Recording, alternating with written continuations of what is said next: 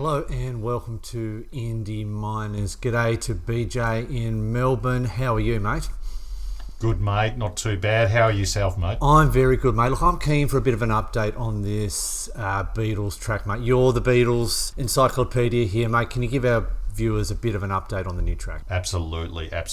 So this is a bit of an update on what we believe is Now and Then, which is the third song that they abandoned as part of the Beatles anthology project. So just as a recap here, so Paul McCartney in June came out on the BBC and said that they were going to release that particular track. We believe it's Now and Then. It was in the can, ready to go. It wasn't disclosed about the date that it was going to be released. Now, a lot of speculation came out in relation to how that was going to come about. The was speaking about the use of AI.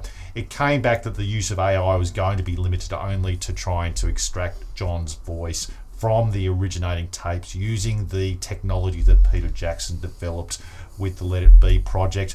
But it's also emerged that Ringo and Paul had been recording new parts to the song compared to what they recorded back in the 1990s. George's guitar in the 1990s will be obviously utilised. So it will be the last track, as Ringo Starr came out and said just recently, with all four of the boys on the same track. Now, lots of speculation about what's going to happen. Ringo Starr recently said that he doesn't know himself as to when it is going to come out, and it's up to the powers that be as to if and when it will come out. But I guess the three possibilities that I'm seeing now for this, now we know roughly that it's in the can, and what it's going to look like is firstly that it will be part of a Christmas track. The second is that it was speculated that it will be part of the red and blue repackage, so the red and blue best of albums that were originally released in the 70s, and there has been some talk and chatter about that being re-released, but then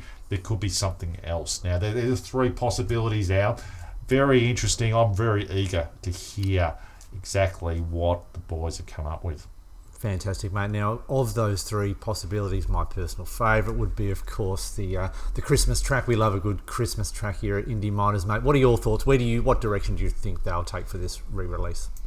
Look, I think it will be the Christmas track, and I think looking at when Christmas tracks typically get released, that sometimes they get released early November, sometimes late November. I'm tipping late November. Now, that may or may not have an album attached to it, but I think to give it the best chance of reaching number one in Christmas or by Christmas, it'll be probably around that late November mark, I'm thinking, which is a reasonably good time, which means that we're probably 6 weeks away.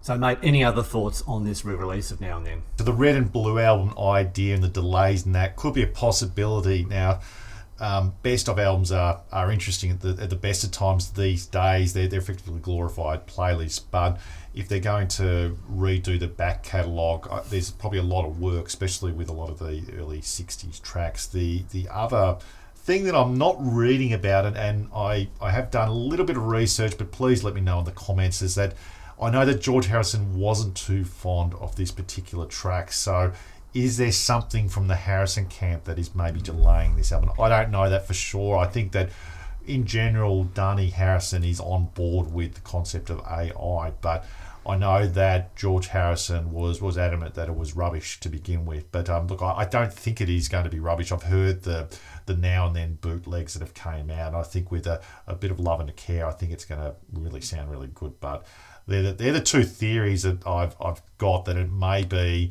a red or blue album delay, which could get us into next year, or maybe something else. But please let me know in the comments. I haven't heard of anything from Dhani Harrison of late around that particular track. I've heard some stuff with John Lennon, and he really likes the track.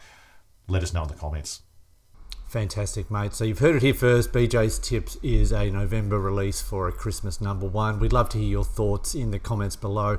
Like and subscribe if you're enjoying our show. That was our quick review of the re-release of Now and Then by the Beatles. That wraps up another episode of Indie Miners. Please look to subscribe to the channel, follow us on Twitter, and let us know if there's an album you would like us to look at. So until next time, bye for now, and thank you for watching.